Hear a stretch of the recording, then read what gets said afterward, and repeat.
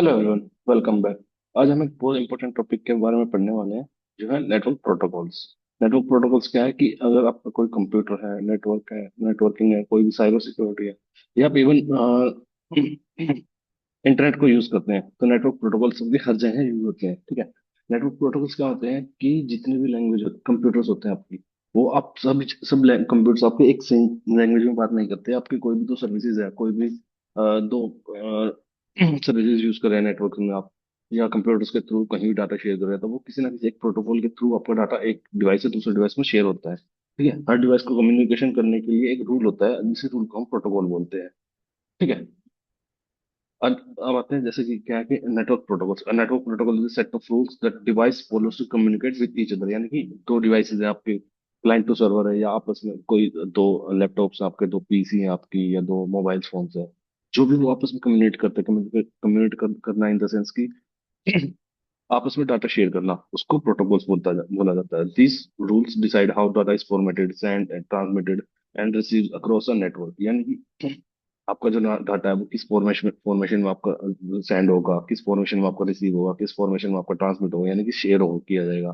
ठीक है। Received and received across a network, यानी ए सेम सेम नेटवर्क या अलग अलग नेटवर्क्स में किस टाइप से वर्क करता है। यानी कि same network in the sense की आप राउटर राउटर के बाद आपने पांच डिवाइसेस कनेक्ट हुए हैं, सेम नेटवर्क है, सेम लैन नेटवर्क आपका, उसके अंदर किस टाइप का आपका डाटा शेयर होता है। या आप क्लाइंट से सर्वर डाटा शेयर कर रहे हैं, दूसरे नेटवर्क में आप डाटा शेयर कर रहे हैं। ठीक है। तो वो सभी प्रोटोकॉल्स यूज होते हैं कि किस टाइप से आपके प्रोटोकॉल्स वर्क करेंगे। प्रोटोकॉल्स में कम्युनिकेशन रिलायबल और communication organized, reliable and sometimes secure. यानी कि जो आपके प्रोटोकॉल्स है, सिक्योरिटी प्रोटोकॉल्स है, जो आपकी कम्युनिकेशन है या आपकी ऑर्गेनाइजेशन है, पे प्रॉपर ऑर्गेनाइज वे में रखते हैं। ठीक है। उसको सिक्योर बनाते हैं, उसको उसकी सिक्योरिटीज वगैरह के बारे में प्रिवेंट करते हैं। यानी कि आपने एक डिवाइस से दूसरे डिवाइस पर जब डाटा शेयर कर रहे हैं, तो जो आपका डाटा वो सिक्योरली शेयर हो, कोई बीच में उसको इंटरप्ट ना कर सके, वो कोई बीच में उसको पैकेट्स को कैप्चर करने के बाद उसमें चेंजेस ना कर सके, मॉडिफिकेशन ना कर सके। इन सभी चीज को आपके प्रोटोकॉल्स वर्क करते हैं। ईच प्रोटोकॉल है जो आपका हर जितने भी आपके टोटल नेटवर्क के प्रोटोकॉल्स हैं, आपके एप्लीकेशन के प्रोटोकॉल है, या आईपी इंटरनेट प्रोटोकॉल है, नेटवर्क प्रोटोकॉल है, जितने भी आपके टोटल प्रोटोकॉल्स है, सभी का एक स्पेसिफिक पर्पज है। यानी कि डीएनएस है आपका, डोमेन नेम रिजोल्यूशन है। ठीक है।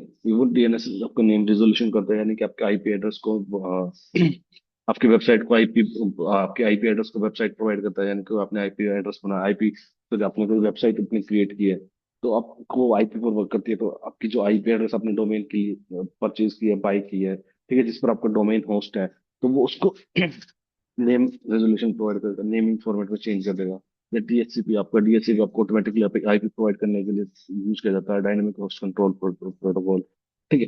डायनेमिकली जो होस्ट होते हैं आपके डिवाइसेस होते हैं, जितने नेटवर्क के अंदर क्रिएट होते हैं, कनेक्टेड होते हैं, उनको चेंज करने के लिए, उनके आईपी को साइन करने के लिए यूज किया जाता है।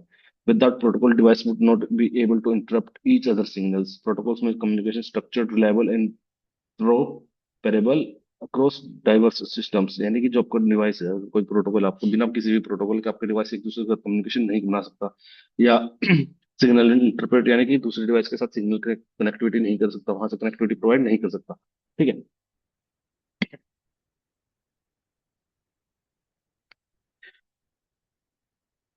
प्रोटोकॉल का सिंपल सा मतलब रूल्स फॉर कम्युनिकेशंस। कंप्यूटर एक दूसरे को समझ ही नहीं पाते। ठीक है। कम्युनिकेशन फुली ब्रेक डाउन हो जाएगा आपका अगर आपके प्रोटोकॉल्स वर्क नहीं होंगे। प्रोटोकॉल यानी कि protocol is equal to communication tool plus data handling rule. ठीक है। ये आपका प्रोटोकॉल्स होते हैं। कि प्रोटोकॉल्स क्या चीज होती है, two types of main category होते हैं आपके प्रोटोकॉल्स की। Network protocols, general communication protocols. Network protocols are all protocols use inside any type of computer network, LAN वैन और the internet. They handle everything from web browsing, file transfer, email communication, IP assignment and more. यानी कि जो आपके network protocols है वो आपके network में कनेक्टिविटी प्रोवाइड करने के लिए यूज होते हैं। जैसे कि आपकी लैन नेटवर्क है, आपका वैन नेटवर्क है, या आपके इंटरनेट तक कनेक्टिविटी प्रोवाइड करने के लिए आपके नेटवर्क जो है आपके नेटवर्क प्रोटोकॉल्स वर्क करते हैं। दे handle everything from web browsing, यानी कि वेब ब्राउजिंग यानी कि जो आप वेबसाइट्स वगैरह ब्राउज करते हैं, जैसे कि फेसबुक, गूगल, amazon, जो all all over the world जितनी भी आपकी वेबसाइट्स हैं। ठीक है। उन सभी वेबसाइट्स को कम्युनिकेट करने के लिए, उनको हैंडल करने के लिए प्रोटोकॉल्स आपके वर्क करते हैं। जैसे H T T P S आपके प्रोटोकॉल्स वर्क करते हैं। या कोई फाइल ट्रांसफर आप कर रहे हैं, जैसे कि एफटीपी के थ्रू या एस एम टी पी के थ्रू। ठीक है। या एसएमबी के थ्रू आपको, सॉरी, एफटीपी, टेलनेट, एफटीपीएस, या इनके थ्रू जो भी आप फाइल ट्रांसफर वगैरह करते हैं। ठीक है। ये सभी प्रोटोकॉल्स के लिए यूज होते हैं। ईमेल कम्युनिकेशंस के लिए आपके प्रोटोकॉल यूज होते हैं। ईमेल सर्वर पे आपके वो करने के लिए प्रोटोकॉल होता है। आईपी असाइनमेंट के लिए जैसे कि भी मैंने बताया कि डीएचसीपी जो आपका डायनेमिक होस्ट कंट्रोल प्रोटोकॉल है, ठीक है। जैसे कि आप किसी भी राउटर से या किसी भी नेटवर्क इंटरनेट से कनेक्टेड होते हैं अपने घर पर, और राउटर को वाईफाई और राउटर से कनेक्टिविटी प्रोवाइड कनेक्ट करते हैं, तो आपको ऑटोमेटिकली एक प्राइवेट आईपी असाइन हो जाती है जो कि आपको डीएचसीपी के थ्रू, डीएचसीपी जितने भी डिवाइसेस कनेक्ट होते हैं उनको ऑटोमेटिकली आईपी प्रोवाइड करता जाता है, एंड मेनी मोर्स, ठीक है। एग्जाम्पल ऑफ नेटवर्क प्रोटोकॉल से आपका एचटीटीपीएस वेब कम्युनिकेशन करने के लिए होता है, ठीक है। डीएनएस आपका convert domain name to IP, यानी कि वो आपने वेबसाइट बनाई है, आपने बनाई है abc.com, तो वो उसको एक आईपी मिलेगी, उसको आईपी बेसिस पर वर्क करेगी, ठीक है। क्योंकि इंटरनेट पे जब अपन कम्युनिकेशन आपके डाटा रीच करते हैं, आपके डाटा शेयर करते हैं, तो वो आईपी बेस पर ही डाटा आपका रीच करता है। तो आ, क्या है कि हम हर वेबसाइट के लिए आईपी एड्रेस याद करना बहुत मुश्किल है, ठीक है। ह्यूमन मेमोरी में रखना इतना मुश्किल है कि आप उस गूगल के आईपी जैसे कि 8.8.8.8 या फेसबुक के आईपी है, कोई एड्रेस है, आपको वेबसाइट बनाया उसकी अलग आईपी एड्रेस होगी। तो इतनी सारी आईपीज को रिमेम्बर रखना बहुत मुश्किल होता है, बहुत डिफिकल्ट टास्क है। तो उनके लिए क्या किया जाता है कि हर आईपी एड्रेस को एक नाम प्रोवाइड कर दिया जाता है, जैसे कि facebook.com, google.com, ठीक है। इस टाइप से उनको नाम प्रोवाइड कर दिए जाएंगे, उनको डोमेन नेम प्रोवाइड कर दिए जाएंगे। उसके लिए डीएनएस वर्क करता है, आपका डीएचसीपी है, ऑटोमेटिकली साइन इन बताता बताता मैंने। आर पाइप आर पाइप आपका एड्रेस रिलीजन प्रोटोकॉल है, जो कि अपनी मैप आईपी को, आईपी एड्रेस को आपको MAC address in the sense की मीडिया एक्सेस कंट्रोल, जो आपके डिवाइस की एक यूनिक आईडी होती है। आईपी एड्रेस जो आपका होता है, जैसे कि आपने नेटवर्क के अंदर क्रिएटिविटी प्रोवाइड की, नेटवर्क के अंदर एक्सेस कर लिया आपने, किसी राउटर के थ्रू एक्सेस कर लिया, ठीक है। तो वहां आपको एक टेम्परेरी प्राइवेट आईपी मिलती है। तो उस टेम्परेरी प्राइवेट आईपी को आपके डिवाइस के मैक एड्रेस के साथ कम्युनिकेट सेम प्रॉपर टेबल के अंदर इनपुट करने के लिए कि किस डिवाइस के पास कौन सी आईपी एड्रेस है, उसके लिए आप प्रोटोकॉल आपको यूज होता है। टीसीपी यूडीपी आपका ट्रांसपोर्ट कम्युनिकेशन है, कि जो आपका डाटा शेयर होना है या आप किसी दूसरे डिवाइस के साथ कम्युनिकेशन प्रोवाइड करना चाहते हैं, वो आपका ट्रांसपोर्ट टीसीपी के थ्रू होगा या यूडीपी के थ्रू होगा। टीसीपी यानी कि three way handshake proper create किया जाएगा, client to server, client to client, या एक डिवाइस वन से डिवाइस बी के पास थ्री वे हैंडशेक किया जाएगा। जैसे कि डिवाइस बी के पास पहले एक्नॉलेज सिंक्रोनाइज पैकेट शेयर करेगा, इन द सेंस कि जैसे कि आप किसी सर्वर के साथ कनेक्टिविटी क्रिएट करना चाह रहे हैं, गूगल के सर्वर के साथ या फेसबुक के सर्वर के साथ, या अपनी कोई खुद की वेबसाइट है, या किसी भी अदर सर्वर के साथ या किसी दूसरे डिवाइस के साथ, तो आप पहले वहाँ एक या किसी आप एसएसएस सर्विस को एक्सेस करना चाह रहे हैं किसी दूसरे डिवाइस पर, या एफटीपी की सर्विस को एक्सेस करना चाह रहे हैं, तो आप पहले वहाँ एक पैकेट शेयर करेंगे। सिग्नलाइज पैकेट होता है जिसका काम होता है कि वो चेक करता है कि जो सामने वाला पैकेट है, जो सामने रिसीवर एंड पर जो सर्विसेज है, वो इस टाइम पर अप है या डाउन है, इन अप है या डाउन, इन द कि वो ऑन है या ऑफ है, ठीक है। उसके बाद वो शेयर किया जाएगा सिग्नलाइज पैकेट। इन सिग्नलाइज पैकेट का सिंपल वर्ड में बोले तो कि बताए तो कि मैं आपकी इस पर्टिकुलर इस आईपी एड्रेस पर इस पर्टिकुलर सर्विसेज को एक्सेस करना चाहता हूँ, क्या ये सर्विस आप है। फिर वहां से रिवर्ट आता है कि एक्नॉलेजमेंट पैकेट वापस आएगा एंड सिग्नलाइज पैकेट, दोनों पैकेट्स वापस आ जाएंगे। उसके बाद यहाँ से जो क्लाइंट है, क्लाइंट आपके पास दोबारा थर्ड टर्म्स में थर्ड जो स्टेप होगा, वो क्लाइंट एक्नॉलेजमेंट पैकेट वापस शेयर करेगा। देन ये three way handshake proper create हो जाता है। उसके बाद आपका आगे डाटा शेयर होता है, तो एक प्रॉपर रिलायबल टीसीपी को बना रहता है, ठीक है। ट्रांसमिशन कंट्रोल प्रोटोकॉल बोलता है जिसको, टीसीपी के थ्रू प्रॉपर कनेक्टिविटी प्रोवाइड की, जिसमें आपका डाटा कहीं भी ड्रॉप नहीं होगा, डाटा करप्ट नहीं होगा, डाटा चेंजेस नहीं होंगे। लेकिन यूडीपी में इन द सेंस यूडीपी इसका उल्टा है। यूडीपी चेक नहीं करता कि जो सामने रिसीवर एंड है, रिसीवर एंड आपका ऑन है या डाउन है, ऑफ है, ठीक है। बस डाटा शेयर करता जाता है। टीसीपी सर जो सेंडर है वो सिर्फ डाटा शेयर करता जाता है रिसीवर का आईपी एड्रेस पर या किसी के भी आईपी एड्रेस को जिसके पास उनको डाटा शेयर करना है।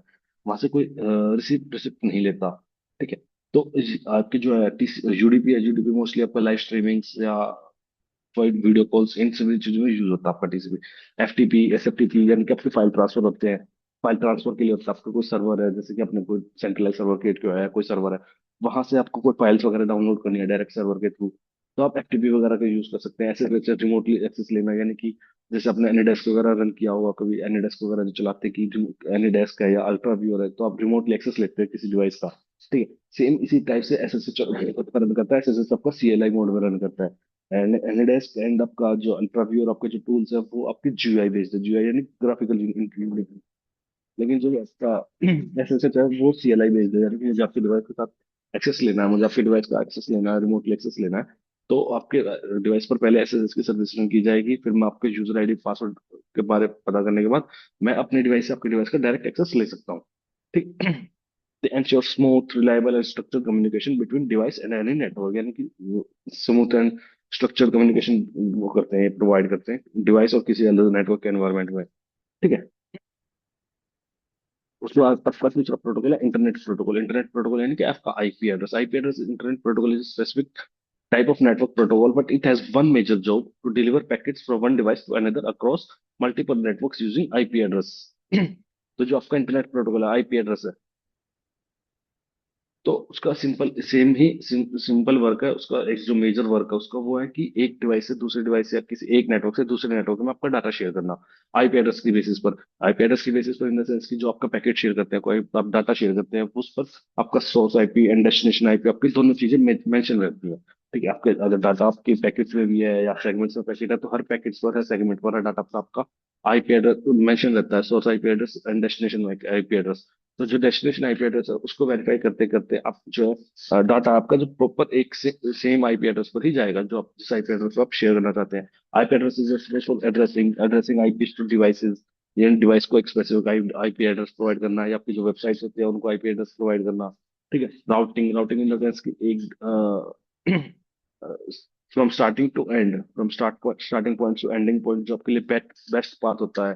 ठीक है। कि फ्रॉम पहले डिवाइस से दूसरे डिवाइस पर डाटा किस टाइप से जाएगा, दूसरे डिवाइस से तीसरे डिवाइस पर डाटा किस टाइप से जाएगा, एंड इस ऐसे टाइप करते करते, पाथ्स क्रिएट करते करते, वो आपके लास्ट जो आपका डेस्टिनेशन डिवाइस तो भी है, जो आपकी डेस्टिनेशन है, वहां तक आपका एक पैकेट कैसे फॉरवर्ड होता है। Packet fragmentation and reassemble, packet fragmentation and reassemble, उसके प्रॉपर फ्रेगमेंटेशन में वो करना, फ्रेम क्रिएट करना उसका।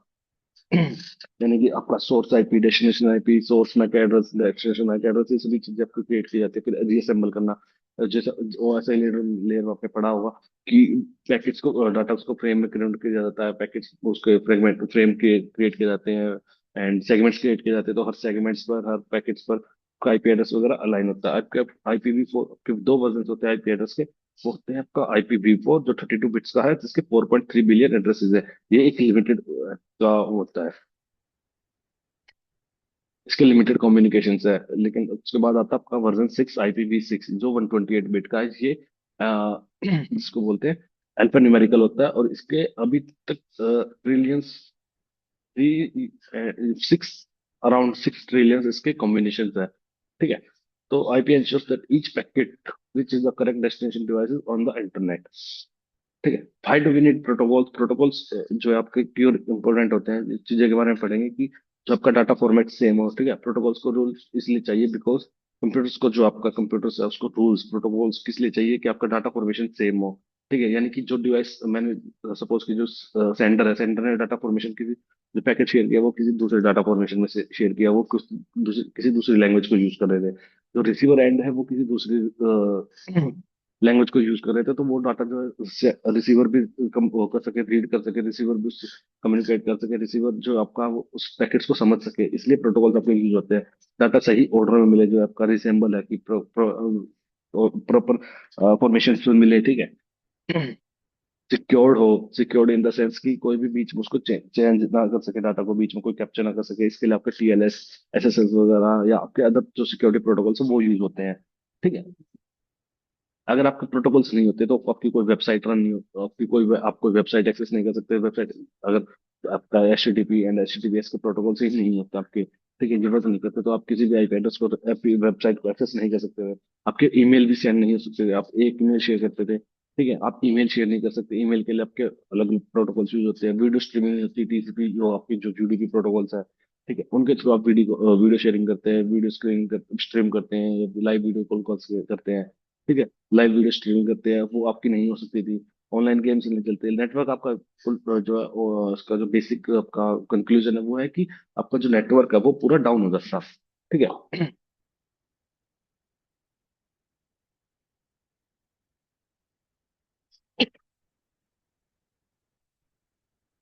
जैसे कि आपका इंटरनेट प्रोटोकॉल है, इंटरनेट प्रोटोकॉल जैसे कि पूरी का है, आप किसी पोस्टल एड्रेस पर आपका डाटा शेयर, आप शेयर करते हैं, आपका कोई ईमेल शेयर करते हैं, पोस्ट करते हैं, ठीक है।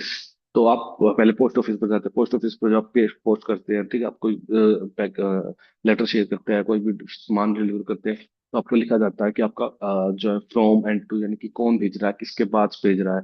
ठीक है, तो उस जो आपका डेस्टिनेशन है उसी के बिहाफ पर जो आपका टू है, from end to, to in the sense की जो रिसीवर है, रिसीवर के बारे में आपको डिटेल बतानी पड़ती है। ठीक है, आपका जो पोस्ट करती है, कोई भी लेटर आप शेयर कर रहे हैं बाय पोस्ट, ठीक है, तो आपको वहां लिखा जाता है ना कि फ्रॉम एंड टू।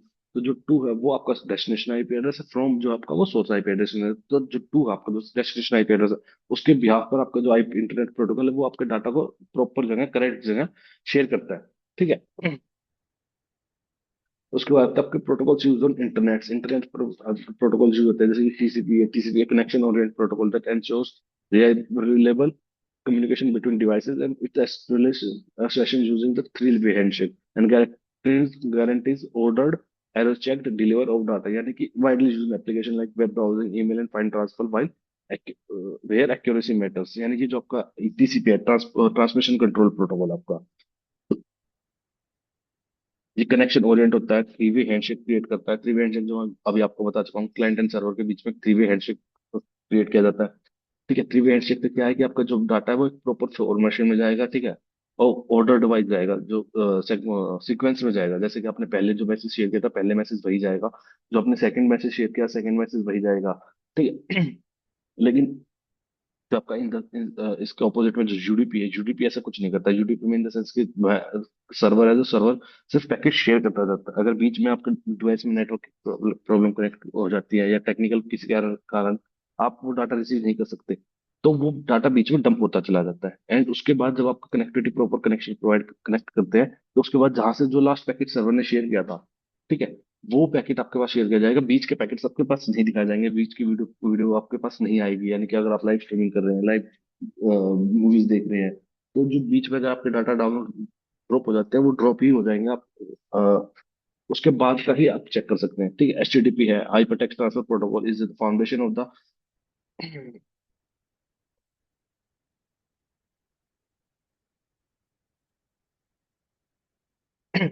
उसके बाद आता है आपका H T P, hyper text transfer protocol, यानी कि is the foundation of the world wide web, the internet that most user interact with. It is used for transferring data between devices. HTTP belongs to application layer because it's put data into the format that applications, a browser can use directly without further interpretation. The lower layer of the SI model are handled by the computer operating systems, not applications.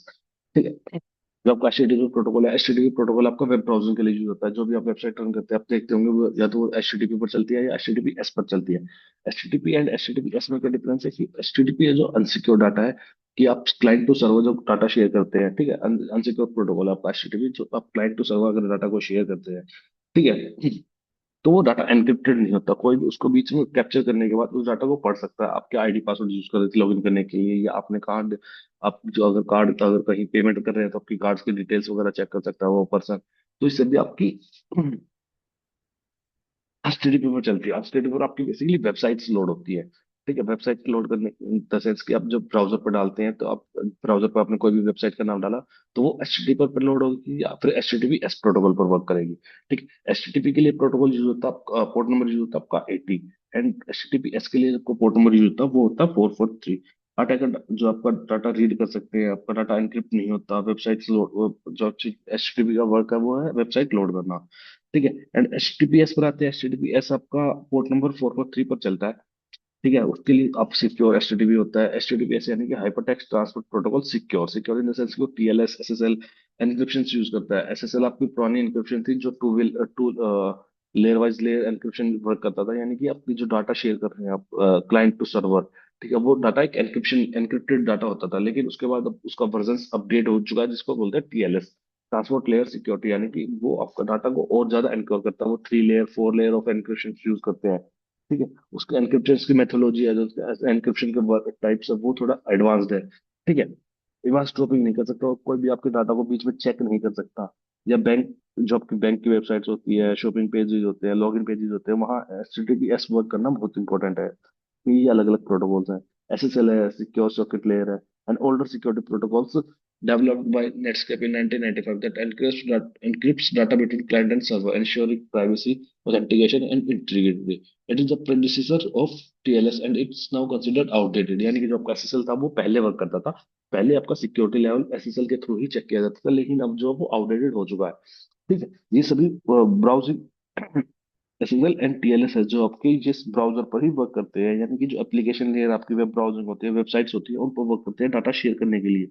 ठीक है, अब आता है TLS. TLS जो modern है, widely used cryptographic protocol that replaced SSL, यानी कि SSL का जो अपग्रेडेड वर्जन है ये, और इसको क्रिप्टोग्राफिक प्रोटोकॉल होता है आपका ये बेसिकली, जो आपका डाटा को इनक्रिप्ट करता है, उसको हैशिंग फॉर्मेट में चेंज करता है, एनक्रिप्शन वगैरह यूज करता है। जो आप आईडी पासवर्ड यूज कर रहे हैं, लॉगिन पेज पर कोई ID, user ID and password आप यूज कर रहे हैं, तो एनक्रिप्शन फॉर्मेट में सर्वर के पास जाएगा, सर्वर उसको डिकोड करेगा, अनएनक्रिप्ट करेगा, फिर वो चेक करेगा अपने डिटेल्स को। ठीक है, it provides secure communication over the internet while encrypting data, preventing eavesdropping or tampering. And it is a bone of HTTPS, यानी कि आपका HTTPS है, ये उसको प्रिवेंट, उसकी बैकबोन है, ये आपका डाटा को इवास्ड्रोपिंग से बचाते हैं।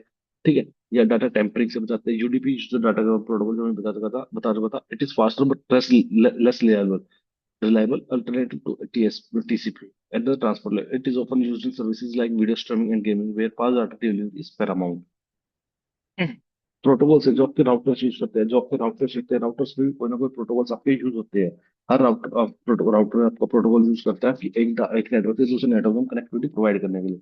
Network router use certain protocols to discover the most efficient network path to the other routers. These protocols are not used for transferring data in ground.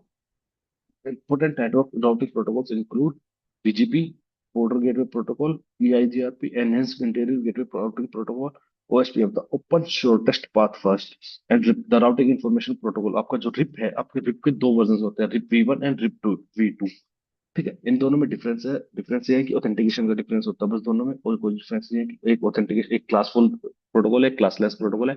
एक ऑथेंटिकेशन यूज करता है, एक ऑथेंटिकेशन यूज नहीं करता। लेकिन राउटिंग प्रोटोकॉल्स का क्या work है?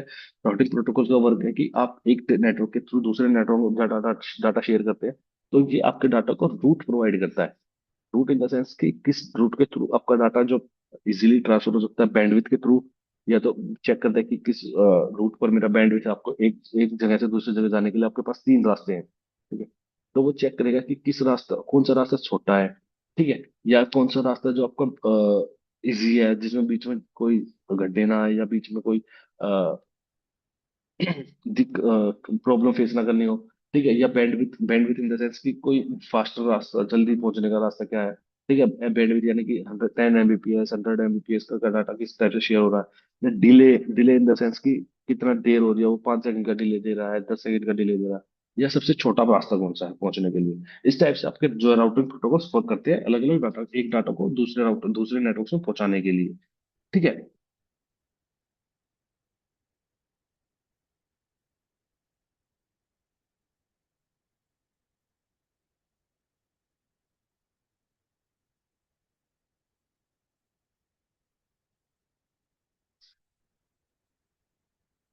उसके बाद तक के web application and web protocols, HTTP and HTTPS के बारे में बता चुका हूँ कि web widely used for website पर सिंस डाटा इजंट एनक्रिप्टेड, जो पोर्ट नंबर 80 पर चलती है। ठीक है, transfer web pages in plain text, यानी कि वेब पेजेस होते हैं बैकएंड में जो सर्वर यूज कर रहा है, सर्वर की उसकी कोडिंग लैंग्वेजेस होती है, सारी चीजें होती है, उसको एक plain text human readable format में दिखाने के लिए, जो आप इजीली चेक कर सकते हैं, आपको इजीली वेब दिखाई दे सकती है, उनको चेंज करने के लिए आपकी एचटीटीपी प्रोटोकॉल यूज होती है। एचटीटीपी एस भी सेम वर्क करती है, लेकिन वो ज्यादा सिक्योर होती है, TLS and SSL encryption use करती है। ठीक है, protect agency wise and other things. FTP आता है, FTP use for file transfer between,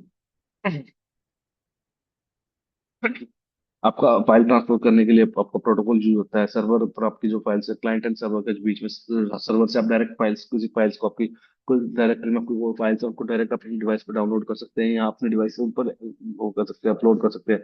operates with separate control and data controls, don't doesn't encrypt traffic, making it insecure, often replaced by SFTP and FTPS।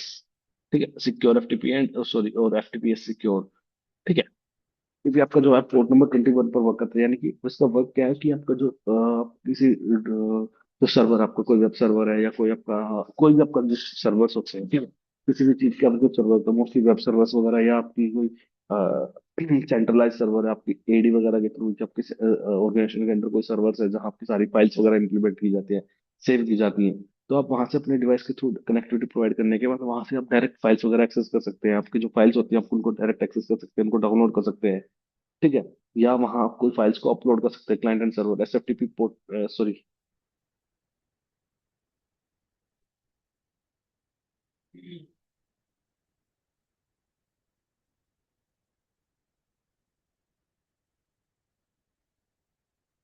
Secure file transfer protocol built on SSH. हाँ, port number चलिए,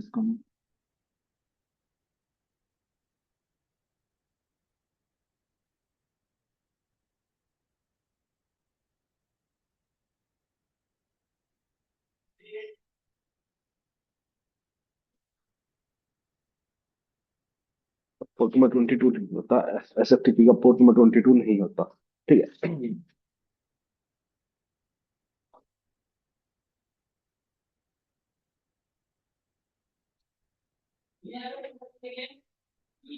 SFTP है जो आपका file transfer protocol है, जो आपका उसको एक सिक्योर वर्जन है। एसएसएच, सॉरी, जो आपका एफटीपी का प्रोटोकॉल था उसको एक सिक्योर वर्जन होता है आपका एसएफटीपी। ठीक है।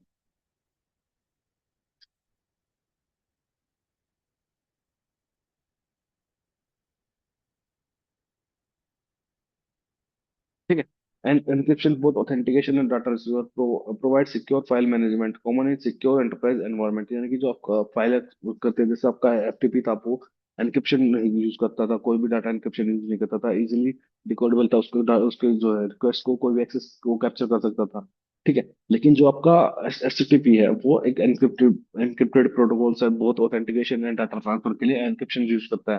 ठीक है। सिक्योर फाइल मैनेजमेंट प्रोवाइड करता है। Secure file management provide in the sense कि आप जो फाइल्स वगैरह डाउनलोड करते हैं वो सिक्योरली डाउनलोड करेगा। ठीक है। ऑथेंटिकेशन बेसिस पर यूज करेगा। टेलनेट है, टेलनेट एक रिमोट कंट्रोल डिवाइस है। ठीक है। Telnet provides remote terminal access, send data in plain text, including credentials, insecure and largely obsolete, replaced by SSH for secure remote login। जो आपको मैंने अभी एसएसएच बताया था, एसएसएच कैसे वर्क करता है कि किसी दूसरे डिवाइस का एक्सेस लेना, ठीक है, रिमोटली एक्सेस लेना, सेम वर्क पहले टेलनेट करता था, लेकिन टेलनेट जो आपका सिक्योर नहीं था। ठीक है। उसके रिक्वेस्ट को कोई भी कैप्चर कर सकता था। वहां जो आपका data, user name, ID, passwords वगैरह जो आप शेयर करते थे या इनपुट करते थे, उसकी जो रिक्वेस्ट जनरेट होती थी वो सिक्योर नहीं होती थी, वो एनक्रिप्शन नहीं होती थी, उसको सिर्फ प्लेन टेक्स्ट में आपकी रिक्वेस्ट जाती थी। तो ये सिक्योर नहीं था। उसके लिए उसको टेलनेट को जो है रिप्लेस किया गया था एसएसएच के थ्रू, सिक्योर शेल के थ्रू, जो पोर्ट नंबर 22 पर चलता है। ईमेल प्रोटोकॉल है ये आपकी एसएमटीपी, जो पोर्ट नंबर 25 पर यूज करता है, used on to send emails between mail servers, works with TCP for reliable delivery, often combined with TLS for security, shield the backbone of email transmission. यानी कि जो आप ईमेल्स वगैरह share करते हैं वो आपका एसएमटीपी वर्क करता है। ईमेल सर्वर तक, जो आपके ईमेल सर्वर होते हैं वहां तक ईमेल पहुंचाने के लिए, वहां से ईमेल कैप्चर करने के लिए, निकालने के लिए। ठीक है।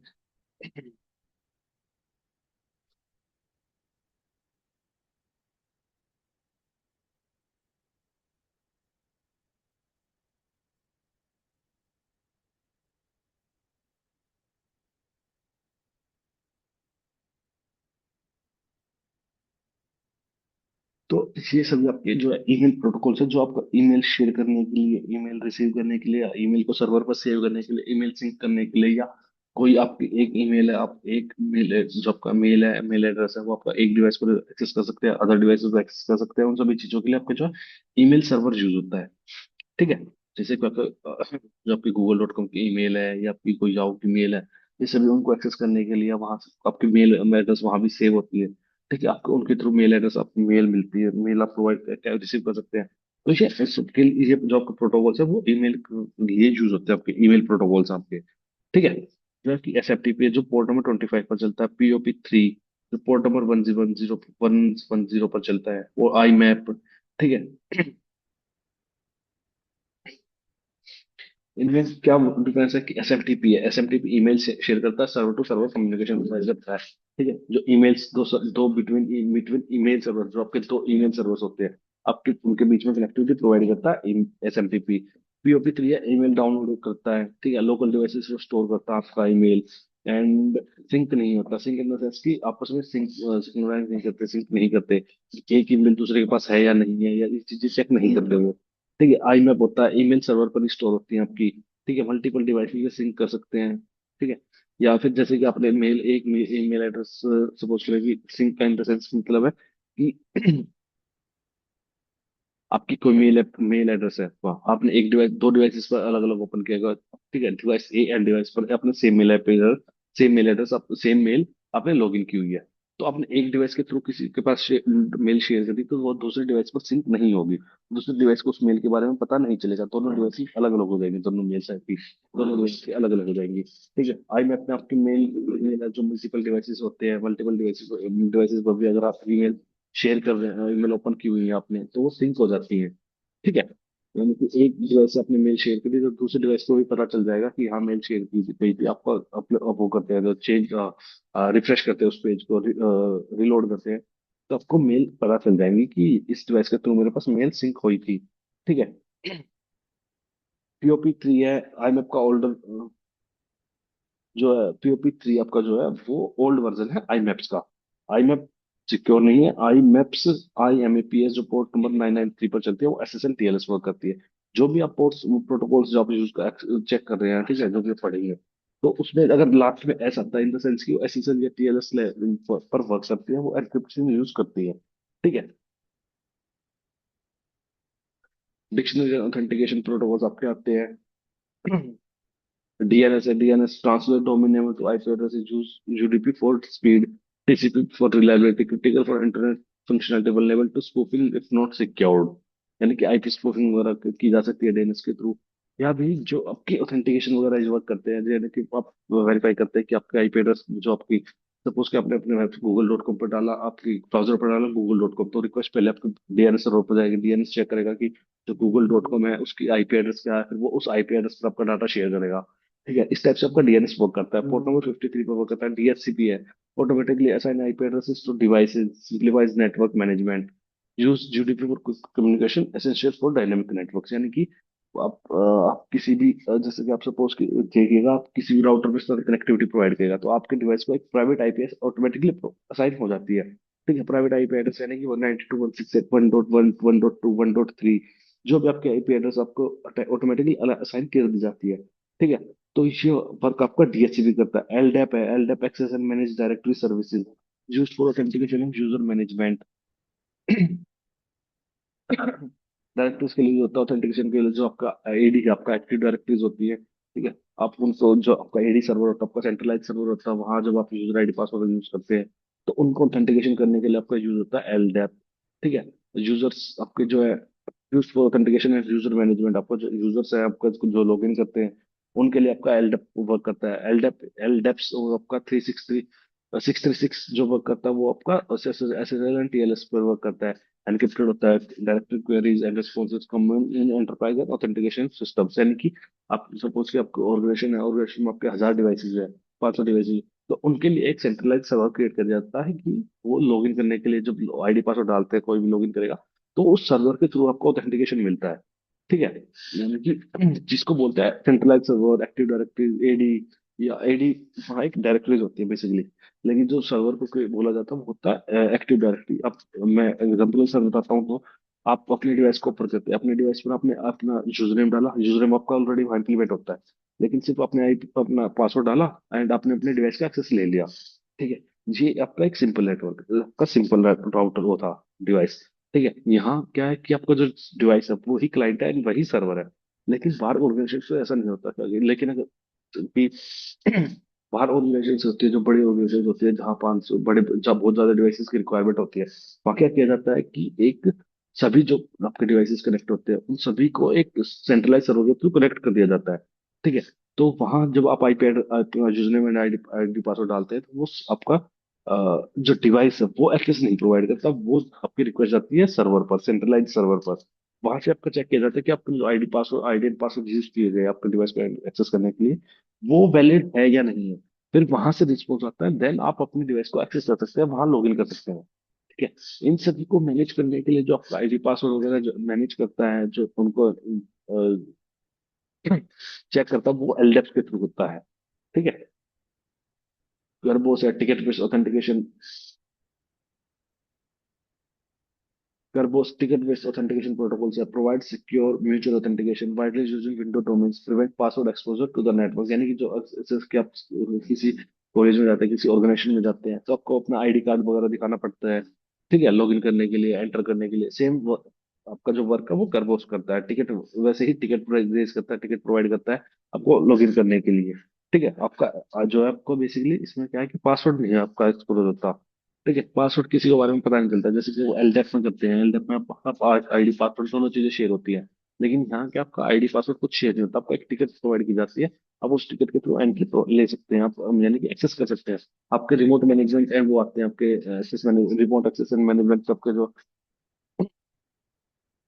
पोर्ट्स एंड प्रोटोकॉल्स है वो आपका ऐसे देते हैं सिक्योर शेल, यानी कि रिमोट लॉगिन करता है आपका ऐसे।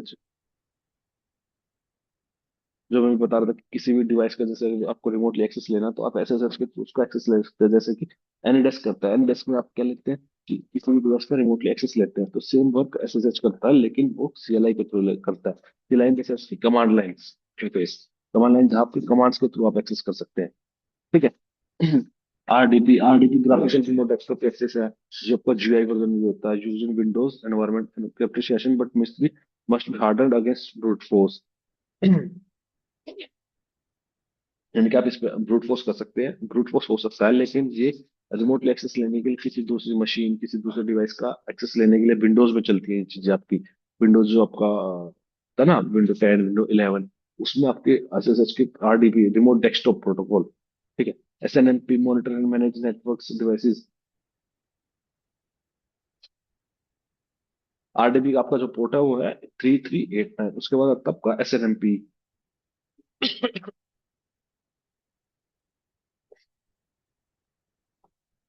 मॉनिटर मैनेज करता है आपके नेटवर्क डिवाइसेस को, use UDP for light weight communication versions. ये अलग अलग आपके सभी के वर्जन से ऑथेंटिकेशन करता है। Syslog collect and forward log messages, use UDP for speed, TCP for reliability, centralize logging for monitoring and troubleshooting. यानी कि जो आपका, जो भी बता रहा था ना कि centralize log, centralize server create किया जाता है, तो वहां आपके लॉग्स वगैरह भी जाते हैं, जनरेट होते हैं सभी, कि कौन सा यूजर है, उसने किस डिवाइस पर लॉग इन किया था, उसने क्या क्या चीजें एक्सेस की, उसने कौन सी वेबसाइट एक्सेस की, या उसने क्या फाइल एक्सेस की सर्वर के थ्रू, वो सभी आपके लॉग्स वगैरह क्रिएट होते हैं। ऐसे ऐसे लॉग उन सभी को मैनेज करता है, ठीक है, चेक करता है। नेट बायस है, नेट बायस आपको only legacy window monitoring networking protocol handles name resolution and file sharing, आपका जो होस्टेस वगैरह प्रोवाइड करता है। ठीक है। एसएमबी को इसमें most replace by SMB but still seen in older system, यानी जो पुराने सिस्टम है उसमें किया जाता है एसएमबी, यानी कि सर्वर मैसेज ब्लॉक। ठीक है, ये होस्टिंग्स वगैरह प्रोवाइड करते हैं, या अलग अलग चीजें भी प्रोवाइड करते हैं। सभी जो आपके जितने भी आपके वो है, आपके प्रोटोकॉल्स हैं, आपके पोर्ट्स हैं, ये इनका सभी का कोई ना कोई डिफरेंट वर्क होता है। ठीक है।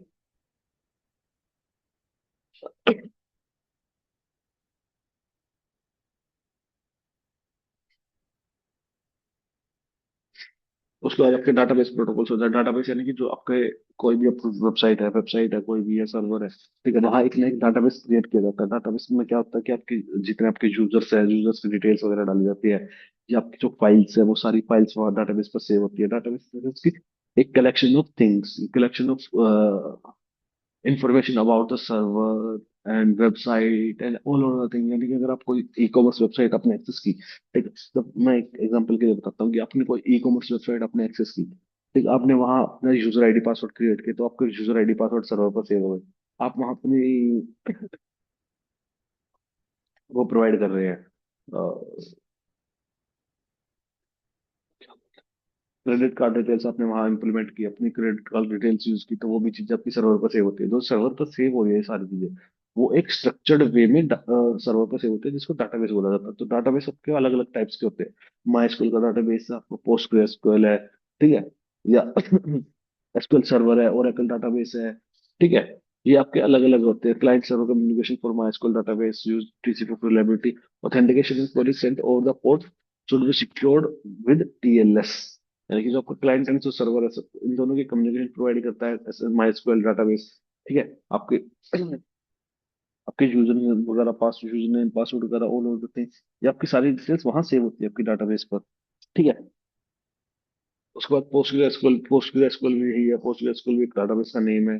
डाटाबेस की कंपनी है कि डाटाबेस किस टाइप से हैंडल करता है, handle queries, transaction and applications, कि अपनी एप्लीकेशंस वगैरह क्या होती हैं आपकी, या ट्रांजेक्शन्स वगैरह को हैंडल करने के लिए, या जो आपकी क्वेरीज वगैरह होती है, आपने कोई कुछ चीज सर्च की, ठीक है, आपने सपोज किया कि आपने लॉग इन कर रहे हो आप किसी वेबसाइट में, तो वहाँ पहले आपका यूजर नेम वगैरह चेक करेगा, तो आपकी जो क्वेरी है वो आपकी एक क्वेरी क्रिएट होती है। क्वेरी आपके सर्वर पर जाएगी, सर्वर पर चेक करेंगे ये जो मेरा यूजर नेम है ये प्रॉपर है भी या नहीं है, पासवर्ड है जो मेरा ठीक है या नहीं है।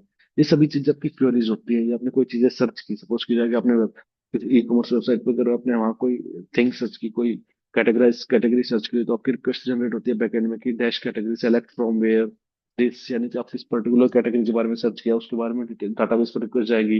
वो डाटाबेस के थ्रू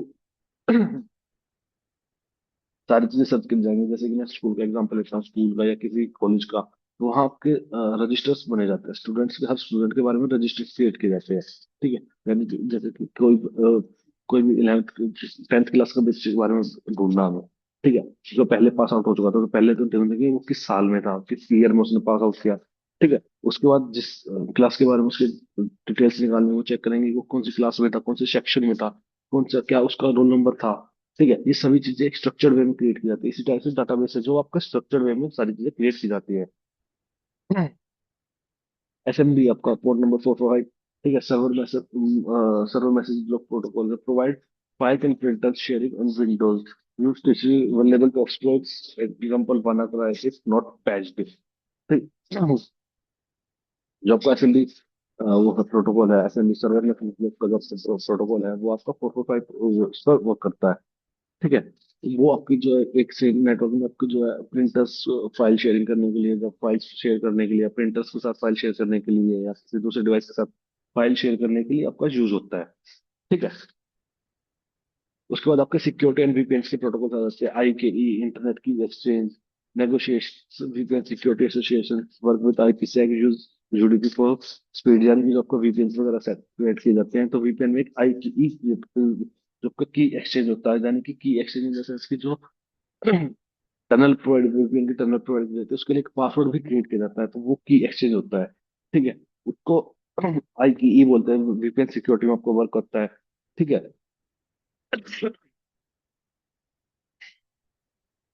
एंड उसके बाद आता है ESP encapsulation security payload provide encryption and authentication in IPsec secure IPsec, यानी कि IP security ensures confidentiality and integrity, यानी कि आप वीपीएन वगैरह क्रिएट कर रहे हैं।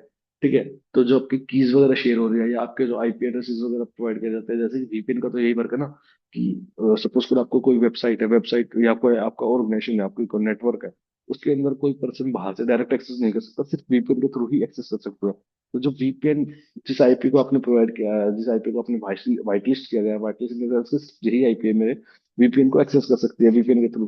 तो वो आईपी एड्रेस की सिक्योरिटी प्रोवाइड करने के लिए कि कोई भी अदर आईपी एड्रेस वहां से एक्सेस ना कर सके, वो चीजें आपकी ESP के थ्रू होती है। वो एनक्रिप्शन वगैरह प्रोवाइड करता है उस आईपी एड्रेस को, ताकि वो आईपी एड्रेस कहीं लीक ना हो, या कोई आईपी स्पूफिंग के थ्रू आपके डिवाइस नेटवर्क के अंदर एंटर ना कर सके। ठीक है,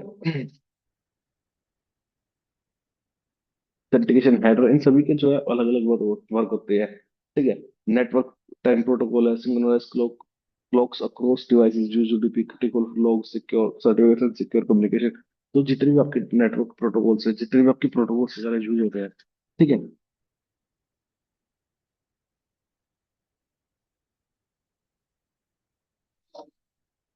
इन सभी प्रोटोकॉल का कोई ना कोई डिफरेंट वर्क होता है, किसी स्पेसिफिक वर्क के लिए किसी कोई ना कोई स्पेसिफिक वर्क होता है। ठीक है, क्या चीज करते हैं, क्या होते हैं, इनके सभी के अलग अलग पोर्ट्स सबके असाइन किए जाते हैं। पोर्ट्स इन द सेंस कि आपने जो बेसिकली है, मैं आपको पोर्ट्स के बारे में बता देता हूँ, पोर्ट्स क्या चीज होती है। जैसे कि इनके बारे में आपने लिखा हुआ ना यहाँ की SMTP port number 25, port POP3 port number 110। तो पोर्ट्स क्या होते हैं? पोर्ट्स आपका एंट्री पॉइंट्स होता है फॉर कम्युनिकेशन।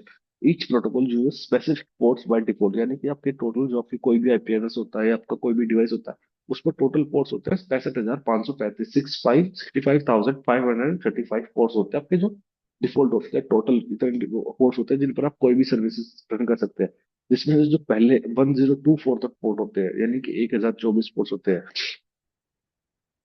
वो होते हैं आपके reserved ports. Reserve ports in the sense कि उन पोर्ट्स पर जो सर्विसेज चल रहे हैं, जैसे कि आपके HTTPS, FTP, SSH, telnet, LDAP, LDAPS, LDAPS, FTP या SMTP, SMB या नेटबायोस, या जितनी भी आपकी सर्विसेज चल रही है 1024 से पहले वाले पोर्ट्स पर, 02 1024 पोर्ट्स पर, तो वो जो सर्विसेज है वो आपकी सेम रहेंगी, एज इट इज रहेंगी। वो आपके रिजर्व पोर्ट होते हैं इन सर्विसेज के लिए। ये सर इन पोर्ट्स पर आप कोई अदर सर्विस रन नहीं कर सकते। इसके बाद आता है 1025 से लेकर 65,535 तक आपके जितने पोर्ट्स होते हैं उस पर आप कोई भी सर्विस रन कर सकते हैं। अपनी हिसाब से अपनी रिक्वायरमेंट के हिसाब से आप कोई भी प्रोटोकॉल्स या सर्विसेज उन पोर्ट्स पर रन कर सकते हैं। लेकिन जैसे कि आपकी पोर्ट नंबर 80, पोर्ट नंबर 22 पर आपकी एसएसएच की सर्विस चलती है आपकी, सिक्योर शेल की सर्विस चलती है रिमोटली लॉगिन करने के लिए, रिमोट एक्सेस लेने के लिए। वो सर्विस आप 22 पोर्ट में ना रन करने के बजाय आप 25, सॉरी, 8888 पोर्ट पर रन करना चाहते हैं तो आप वहां रन कर सकते हैं। लेकिन आपकी कोई सर्विस है जो आप जैसे कि एचटीटीपी की सर्विस आप 443 पर नहीं करना, कोई भी आपकी वेबसाइट है, वेबसाइट आपने होस्ट की या अलग कोई भी सर्विस आपकी होती है, ठीक है, वो आप चाहते हैं कि मैं 22 पोर्ट पर रन करूँ तो वो नहीं हो सकता। 22 पोर्ट पर सिर्फ एसएसएच की सर्विस ही रन करेगी। तो इसी टाइप से जो आपकी 1024 पोर्ट तक की जो सर्विसेज है वो आप चेंज नहीं कर सकते उन सर्विसेज को। उसके ठीक है। Each protocol uses specific port by default. TCP and UDP मैंने आपको बता दिया था, same some protocol rely on TCP reliable connection oriented, ठीक है। और सम वर्क करते हैं यूडीपी पर। यूडीपी फास्टर होता है, कनेक्शन लेस होता है, लेकिन जो आपका टीसीपी होता है वो रिलायबल होता है लेकिन कनेक्शन प्रॉपर कनेक्शन क्रिएट करता है। सिक्योरिटी रिलेस मैंने secure protocols Telnet FTP POP 3 have secured versions SSH SFTP IMAPS, ठीक है। ये आपके पोर्ट्स एंड प्रोटोकॉल्स चीजें होती है। ये आपकी सभी सर्विसेज थी, पोर्ट्स एंड प्रोटोकॉल्स थी, आपके अलग अलग राउटर्स थे, नेटवर्क प्रोटोकॉल्स की नेटवर्क प्रोटोकॉल क्या वर्क करते हैं, नेटवर्क प्रोटोकॉल के बारे में क्या चीजें होनी चाहिए। अब बेसिक सबसे पहले ये होता है कि अगर आपके नेटवर्क प्रोटोकॉल्स नहीं होते हैं, आपके कोई भी प्रोटोकॉल नहीं होता, तो ना आप इंटरनेट ब्राउज कर सकते थे, ना आप ईमेल ईमेल सेंड कर सकते थे, ना आप ईमेल रिसीव कर सकते थे, ना आप कोई कॉल कर सकते थे, VoIP voice over internet protocol, कोई भी वीडियो कॉल नहीं कर सकते थे, कोई वॉइस कॉल नहीं कर सकते थे, ना आप गेम्स खेल सकते थे, ना आप वेबसाइट रन कर सकते थे। कुछ भी नहीं चलता आपका, कोई भी आपका जो वर्क है ऑनलाइन वर्क होता है, इंटरनेट पर वर्क होता है, आपको कोई भी वर्क नहीं होता, ठीक है। प्रोटोकॉल्स के बारे में पता नहीं क्या टाइप से प्रोटोकॉल है, जैसे नेटवर्क प्रोटोकॉल है, IP protocol, application protocol, IP TCP UDP, ठीक है। इंटरनेट प्रोटोकॉल, आईपी एड्रेस होता है आपका, क्या वर्क करता है, आप आईपी एड्रेस के डाटा को एक डिवाइस से दूसरे डिवाइस पर शेयर करने का काम करता है। अब H T T P S है जो वेब ब्राउजिंग के लिए यूज करते हैं। एक H T T P port number 80 पर वर्क करता है, H T T P S port number 443 पर वर्क करता है। ईमेल प्रोटोकॉल से आप ईमेल शेयर करने के लिए, ईमेल रिसीव करने के लिए, या अलग अलग प्रोटोकॉल्स होते हैं आपके, डीएनएस डीएचसीपी, एक आपका आईपी एड्रेस को डोमेन नेम प्रोवाइड करने के लिए, डीएचसीपी आपको आईपी एड्रेस प्रोवाइड करने के लिए वो करता है, एसएसएच आरडीपी रिमोटली लॉगिन करने के लिए, पोर्ट नंबर 22 3389, ठीक है। या राउटिंग आपके प्रोटोकॉल से रिप ओएसपीएफ ईआईजीआरपी बीजीपी, ये डाटा को एक डिवाइस से दूसरे डिवाइस तक पहुंचने के लिए रूट प्रोवाइड करते हैं, पाथ प्रोवाइड करते हैं। या पोर्ट्स आपके क्या क्या वर्क करते हैं।